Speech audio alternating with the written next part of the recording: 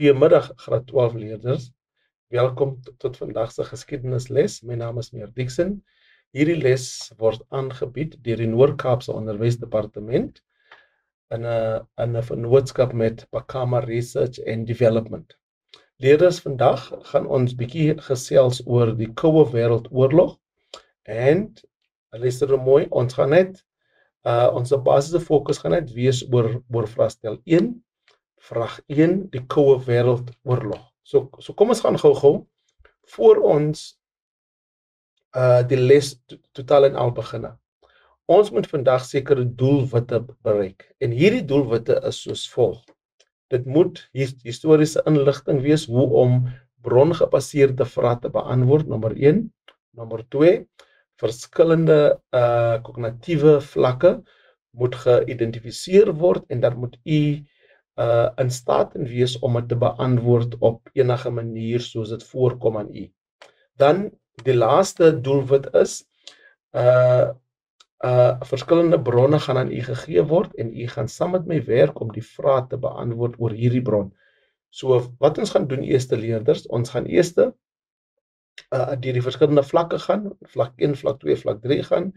Volgens die vlakke gaan ons nou sekere bronne aan u beskik stel en as die bronne aan u beskik gestel word, dan gaan ons hierdie vraag gaan.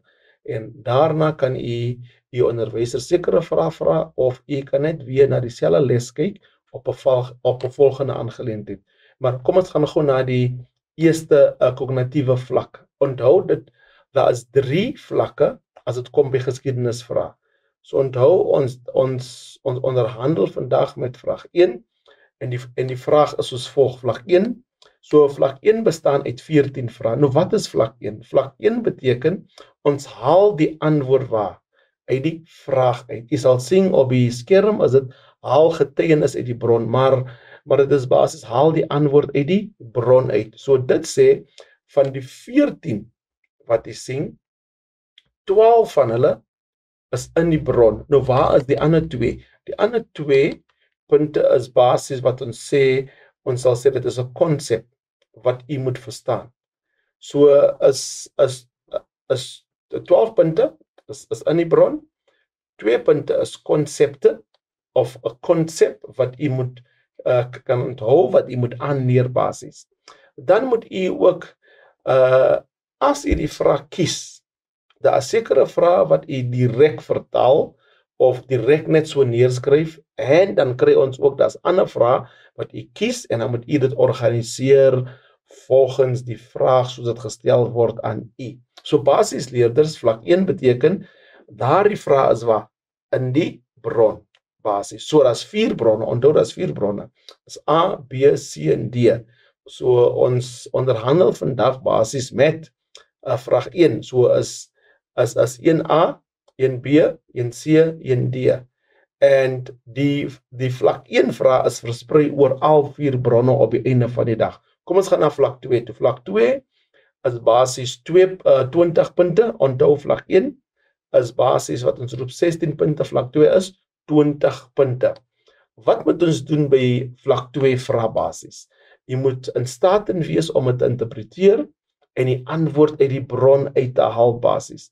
Dan moet u verduidelik wat sê sekere bronne, soos byvoorbeeld as dit 'n spotprent is en dan word die vraag gevra verduidelik wat gebeur in hierdie spotprente. So basis u moet verduidelik wat u sien in verhouding met die tema wat u doen basis. Soos in hierdie vraag, as dit vraag 1, so die spotprent gaan gewys word, dan as u die spotprent sien, dan vra die vraag verduidelik wat gebeur in hierdie spotprent. Nou moet u die vraag beantwoord wat gebaseer is op die Koue Wêreldoorlog basis. Dan moet u in staat wees leerders om te analiseer. Hulle gaan byvoorbeeld vir u 'n vraag gee en dan gaan hulle sê wat beteken dit as hulle hierdie woorde gebruik. Byvoorbeeld die koel is deur die kerk. Wat beteken die koel is deur die kerk in verhouding met die Koue Wêreldoorlog?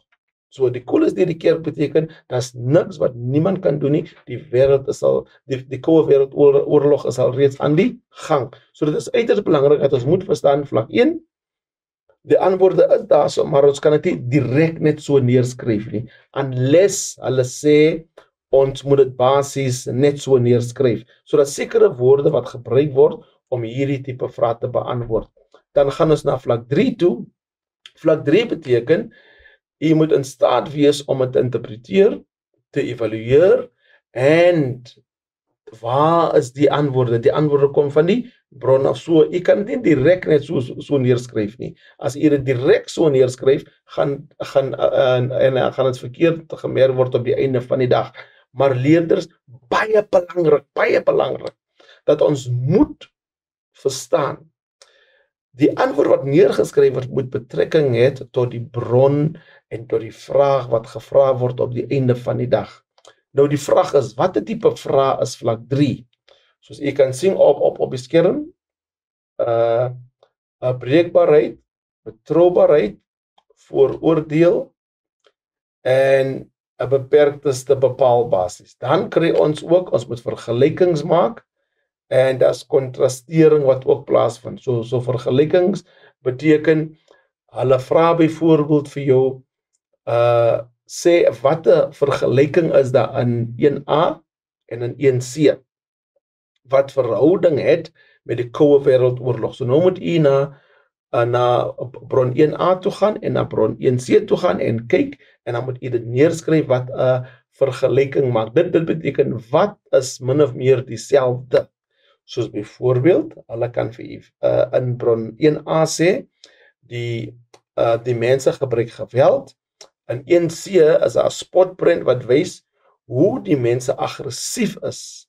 So nou kan ons sê, 1A vertel vir ons dat die mense gebruik geweld, en 1C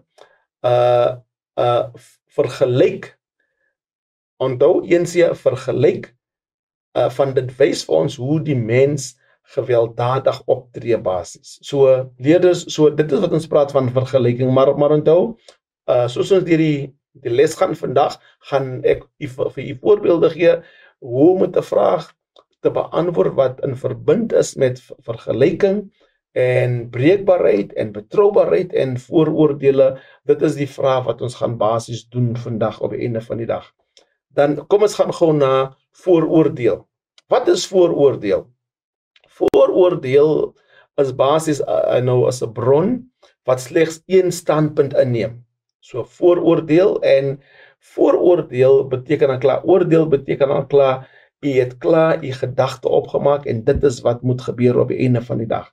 Dan die tweede punt is, dit is een persoon of een land of een maatskappy se gedagte of gevoel oor 'n sekere bepaalde saak op die einde van die dag. En die laaste ene, vooroordelige bronne bied 'n beperkte blink idee op iets aan basis. Soos 'n beperkte idee, dit beteken dit kom net van een kant af, en die ander kant word nie gesien. Dit is wat ons roep vooroordeel basis. Dan gaan ons na betrokkenheid toe. Nou betrokkenheid is soos volg. Jy vra 2 vrae. En wat is die 2 vrae wat jy vra? Is die bron akkuraat? Kan die bron vertrou word op die einde van die dag? Onthou dit leerders. Jy vra, as dit by betrokkenheid kom, vra jy 2 vrae. Is die bron akkuraat? Kan die bron vertrou word op die einde van die dag? Dan, as dit ja is, kan die bron vertrou word, is akkuraat. As dit ja is, dan vra jy nog ander 4 vrae. En die ander 4 vrae gaan jy lei na die korrekte antwoord toe. Wie het dit geskrywe? So nou skryf jy neer. Hierdie bron is geskryf deur Jan van Niekerk. Dit gaan vir jy 2 punte gee. Wanneer is die bron gebruik? Hierdie bron is gebruik in 1947. 2 antwoorde basis. So die 2 antwoorde gaan vir jy 4 gee. Of jy kan kyk en sê, waarom was die bron gemaak? Of waarom was die bron geskep op die einde van die dag? Dan moet jy skryf, hierdie bron was geskep, of dit was beskikbaar gestel aan ons vir die volgende redes. En dan skryf u die redes neer. U kan nie net sê die bron is beskikbaar gestel nie. Nee. U moet die redes gee waarom. U kan nie net sê daar's 'n datum nie. U moet die datum gee. Soos ek nog gesê het, 1947, ek het die datum gegee, ek het die jaar gegee basis op einde van die dag. Dan die laaste punt is daar bewyse in die ander bronne wat kan vergelyk word met hierdie tipe bron wat ons mee nou gesels. Dan moet u nou noem, ja, in bron 1a sê hulle vir ons dat die mense gebruik geweld, en ons sien in die spotprent hoe gewelddadig hierdie mense optree op die einde van die dag. En dit is wat ons roep betrokkenheid op die einde van die dag. Dan is dit uiters belangrik, leerder, dat ons moet verstaan dat daar is ook paragrawe wat gevra word op die einde van die dag. En die paragrawe is basies, dit word gemerk om gebruik te maak van 'n rubriek basis op die einde van die dag. Nou wat is 'n rubriek? 'n Rubriek is basies as 'n dokument wat neergesit word en op hierdie rubriek is daar verskillende blokke. As dit kom by die paragraaf, daar is 3 blokke, vlak 1, vlak 2, vlak 3. So dit beteken die antwoord wat neergeskryf word vir die paragraaf moet geassesseer word volgens daardie 3 blokke, daardie 3 vlakke, vlak 1, vlak 2, vlak 3. Nou hoe antwoord ons 'n paragraaf vraag op die einde van die dag? Ons antwoord 'n paragraaf vraag op die einde van die dag deur ons moet verstaan dat bo die vraestel basis, as jy met vraag 1 nou te doen het, bo vraag 1 staan daar byvoorbeeld die wat ons roep die sleutelvraag. So die sleutelvraag is jou paragraaf vraag op die einde van die dag. So as u die sleutelvraag lees en u doen vraag 1a, onderstreep wat die sleutelvraag beantwoord. As u na B toe gaan, onderstreep wat die sleutelvraag beantwoord. C, wat die sleutelvraag beantwoord. D, wat die sleutelvraag beantwoord. Hoekom moet u onderstreep? Van as u by die paragraaf kom, dan is dit nie weer nodig om deur die verskillende bronne te lees nie. En dit bespaar u taamlik tyd om die paragraafvraag te beantwoord. Nou onthou nou iets nog onderstreep, vraag 1a, B, C, D, maar as u nou by die paragraaf kom, u kan dit nie direk net so neerskryf nie. Nee, leerder, dit werk nie so nie. U kan dit, wat gebeur hier is, nou u moet dit wat ons roep parifeer basis op die einde van die dag. U vat die kerngedagte uit en u parifeer dit neer. Dit beteken, dit is nie woord vir woord soos in die bron op die einde van die dag nie. So as u daardie konsep kan vinnig ontwikkel, leerders, dan gaan u baie tyd bespaar as dit kom by die brongebaseerde vrae op die einde van die dag. So uiters belangrik dat ons moet verstaan dat daar is verskillende tipe vrae ook. Ons skryf vrae soos breekbaarheid basis. En die vraag wat ons hierso het is oor is basis kan die bron nou vertrou word op die einde van die dag. En die bron wat ons hierso nou te doen is betroubaar. Is die bron betroubaar? Ons vra die volgende vraag en die volgende vraag is min of meer dieselfde soos betrokkenheid op die einde van die dag. So kom ons gaan gou 'n oorsig het van hierdie onderwerp. Wat 'n onderwerp is ons mee betrokke, leerders? Ons betrokke met die Koue Wêreldoorlog in Europa basis. Nie in Europa nie, maar die Koue Wêreldoorlog oor 'n algeheel. Maar die eerste eenheid praat van die Koue Wêreldoorlog wat wat 'n oorsprong ontvang het van Europa op die einde van die dag. Dan gaan ons fokus basis op die einde van die Tweede Wêreldoorlog. Onthou, ons beginne met die tema wat ons mee te doen het is die Koue Wêreldoorlog. Ons fokus net in Europa, die Koue in Europa. Dan gaan ons bietjie kyk na die Tweede Wêreldoorlog. By die einde van die Tweede Wêreldoorlog. Wat het gebeur by die einde van die Tweede Wêreldoorlog? Ek dink kom ons gesels gou daaroor. Uiters belangrik. In 1943 was daar 'n konferensie gehou in Teheran. Teheran is die hoofstad van Iran. By daardie konferensie het die groot 3 geontmoet. Nou die groot 3 was basis Britannia, VSA, ons noem dit mos Amerika, dan is dit VSSR basis. So op die einde van die dag is dit Britannia, Amerika en Rusland. Daardie drie was geroep die groot drie. So die leiers was VSA, Roosevelt, Rusland, Stalin, Britannia, Winston Churchill. So hulle het nog ontmoet in Iran, die hoofstad van Iran, en hulle het daar besluit dat Stalin gaan al die lande voor Rusland help om te herstel. En hulle het vir hom dit duidelik gemaak, hy kan nie daardie lande kommunistiese lande maak op die einde van die dag. Toe in 1945 ontmoet die groot drie weer in Februarie en hulle ontmoet basies wat ons roep Yalta. So hulle het in die stad van Yalta geontmoet en daar het hulle besluit dat Rusland moet voortgaan om die ander lande te herstel, maar onthou nou leerders dat die is nou 2 jaar na hulle al klaar geontmoet het in Iran. En op die Yalta-konferensie was daar weer besluit dat Duitsland gaan verdeel word in 4 zone. Die VSA-zone, Britannia-zone, Rusland-zone en die Franse-zone basis. So hulle het saamgestem en hulle het ook besluit dat die hoofstad Berlin gaan verdeel word ook in die 4 zone basis. En toe hulle na Potsdam toe gaan by die Potsdam-konferensie, ons praat nou van die einde van die Tweede Wêreldoorlog. Toe hulle by die Potsdam-konferensie kom, toe was daar besluit dat nou Rusland het nou basis 'n vergoeding gesoek van Duitsland af.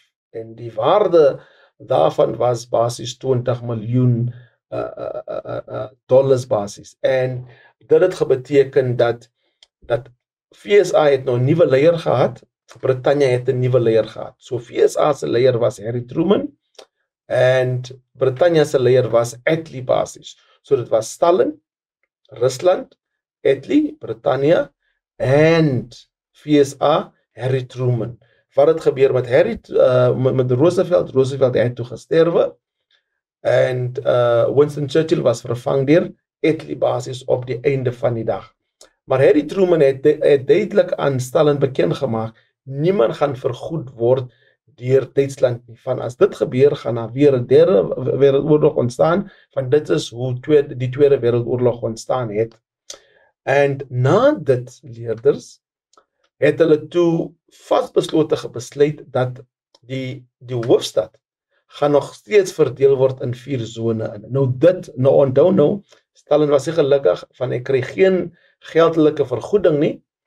In dieselfde asem was hy ongelukkig omdat Harry Truman besluit het dat Stalin gaan geen vergoeding kry in die vorm van geld van Duitsland af nie. So 2 dinge het al klaar die Koue Wêreldoorlog nou basis, ons praat van die oorsprong van die Koue Wêreldoorlog. So dit het basis as 'n spaak gebring in die Tweede Wêreldoorlog basis. En na dit kom ons nou na ons tweede punt toe op die skerm. VSSR en VSA, dit beteken Rusland en Amerika.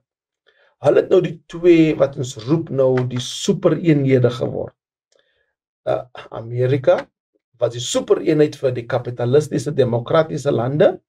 Rusland was die supereenheid vir die kommunistiese lande. Uiters belangrik dat ons dit moet verstaan.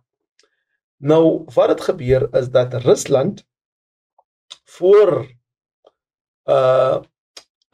Rusland het homself geïsoleer van die VSA en die res van die ander supermoondhede en hulle het nou geprobeer om kommunisme nou te stel aan verskillende lande. Basis in Griekeland en Turkye het die kommuniste nog geprobeer om oor te vat gedurende daardie tyd. En wat gebeur daar, leerders, is dat Harry Truman het toe in Suid-Afrika sal ons sê parlement, maar hy het na Kongres toe gegaan en het vir Kongres verduidelik, luister hierso, in Griekeland en in Turkye is die kommuniste besig om oor te vat, en as daardie 2 lande blootgestel word aan kommunisme, dan kan dit versprei na die res van die wêreld toe. En hy het toe gevra dat hulle moet die Truman doctrine voorstel. So die Truman doctrine het beteken dat hulle gaan nou geld verskaf aan Griekeland en aan Turkye, en hulle gaan ook militêre verskaffing ook aan hulle bied op die einde van die dag. So dit was geld en militêre diensbasis. En dit het toe communisme nog geneutraliseer in Turkye en in Griekeland. Maar in Europa self het Truman toe voorgekom wat ons roep die Marshallplan. So die Marshallplan was basies om te verhoed dat, onthou leerders, om te verhoed dat sekere lande moet communisties word op die einde van die dag. So dit is wat ons roep basies, in Engels hulle sê die containment policy. Dit is basies 'n beleid wat voorgestel was om te verhoed dat sekere lande moet communisme raak op die einde van die dag. Maar leerders, uiters belangrik ook, dat Rusland het ook, wat ons roep sekere beleide ingestel, en die eerste beleid was die Molotov-plan. Die Molotov-plan was soortgelyke aan die Marshallplan, van dit was net vir die Europese lande, en dan het hulle nog 'n beleid ingestel voor die Molotov-plan, en dit was basies die communistiese informasie. Wat gebeurde daar so is, hulle het aan die verskillende communistiese lande gegaan nou, so die lande voor Rusland het toe communistiese lande geword. Dan stuur Rusland spioene in die verskillende lande, en hulle het gaan uitvind wat 'n land wil kapitalist of 'n demokratiese land word. As hulle gehoor het 'n sekere land wil, dan het hulle die spioene gestuur, hulle het ontslaag geraak van daardie tipe mense, en dit het vrees in die harte van die mense gesit. So basis, dit is 'n oorsig basis oor die beleide wat ingestel was. Maar onthou, daar was krisisse ook in Berlin, basis omdat Stalin gevoel het dat die hoofstad Berlin behoort aan hom, so het alle roetes afgesluit wat gelei het van West-Duitsland na Berlin toe op die einde van die dag. Dan die volgende krisis wat ook gebeur het in Berlin is toe hulle die muur gebou het wat skeiding gemaak het tussen West-Berlin en Oos-Berlin op die einde van die dag. Maar wat gebeur het is dat daar was nie 'n fisiese oorlog wat plaasgevind het, en dit was deel van die Koue Wêreldoorlog op die einde van die dag. Maar kom ons gaan gou na die bron toe. Ons gaan die bron deurlees en sekere vrae beantwoord, en dan gaan ons afsluit met ons les. Kom ons gaan na die bron 1b toe. Vraag 1. Hoe is die lewens van Berliners in 1961 deur die oprigting van die Berlynse muur geaffekteer basis? Die bron hieronder is geneem uit 'n boek met die titel The Great Power Conflict After 1945 deur P. Fisher, wat 'n historikus was. Dit sit die beskrywings uiteen van polisiesersant Hans Pieters en hotelwerker Ursula Hoffman, wat ooggetuies was van die gebeure wat op 13 Augustus 1961 in Berlyn plaasgevind het. Kom ek lees gou die bron. Hans Pieters was op grensdiens in die Franse sektor van West-Berlin. 6 vragmotors met brandende hoofligte het om 2:20 voormiddag met 'n geraas na hom toe aangery gekom. Hulle het 80 jaar, 1 jaar as gelyk aan 0,914 meter van hom afgestop. Die straat was binne oomblikke vol gewapende soldate wat masjiengewere opgestel het wat op die Franse sektor gerig was. 2 wagte wat rolle doringdraad gedraai het nader gekom. By die onsigbare grenslyn tussen die Sowjet en die Franse sektor het die troepe die straat nog afgesper basis. Dit was afgeblokkeer. In die huis het niemand geroer beweeg nie. Ursula Heinemann het om 4:45 voormiddag in haar Oos-Berlynse woonstel vir nog 'n werksdag by die Plaza Hotel in West-Berlyn wakker geword. Sy het na die nageleë stasie gestap en na die Karkie toonbank gegaan. Nee. Vat jou Peffens geld terug. Alle ritte na Berlyn is verby. As hulle het op daardie oomblik gesien dat 5 gewapende Oos-Duitse vervoerspolisie manne na haar toe op pad was. Sy het omgedraai en na haar woonstel teruggehardloop. Hulle het die grens gesluit.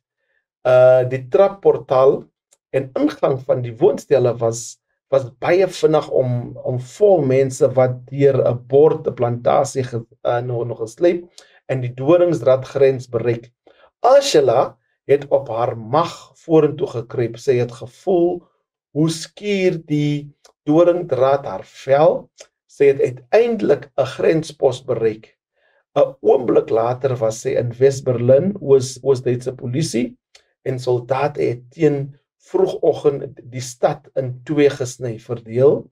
Die afgebakende operasie het voortgegaan. Slegs 'n paar kruispunte grensposte het oopgebly, beskerm deur tanks, pantiseermotors en waterkanonne. Partye mense was nogtans vasberaad om hulle lewens te wag om oos na wes oor te loop. Kom ons gaan gou na die vraag toe. Die vraag is soos volg. Leesbron 1B 1.2.1 identifiseer 3 insidente in die bron waarvan Hans Pieters om 2.20 voormiddag 13 Augustus 'n getuie was terwyl hy grensdiens in die Franse sektor van Wes-Berlin verrig het. So die vraag is soos volg en die punte toekenning is 3 maal 1 basis en dit gee vir ons 3 punte. Kom ons gaan na die volgende vraag toe.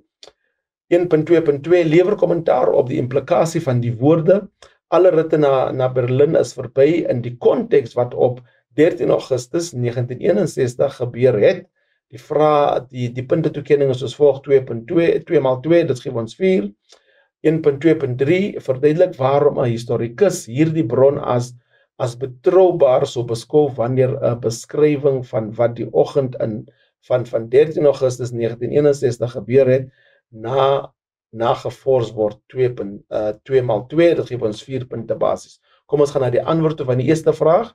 1.2.1 is 'n onttrekking van bewys. Dit beteken is 'n vlak 1 vraag. So hierdie antwoord is direk net so uit die vraag uit van u moet dit identifiseer. 6 vragmotors met 'n geraas na hom toe aangery gekom. Hulle het 80 jaar van hom afgestop. Die straat was binne oomblikke vol gewapende soldate met masjiengewere opstel wat op Franse sektor gerig was. 2 wagte wat rolle doringdraad gedraai het nader gekom. Die troepe het die straat afgesper. In die huis het niemand geroer. Kom ons gaan na die volgende vraag toe die antwoord. Kom ons lees net die antwoord vir die leerders. 1.2.2 interpretasie van bewys. Dit beteken is 'n vlak 2 vraag.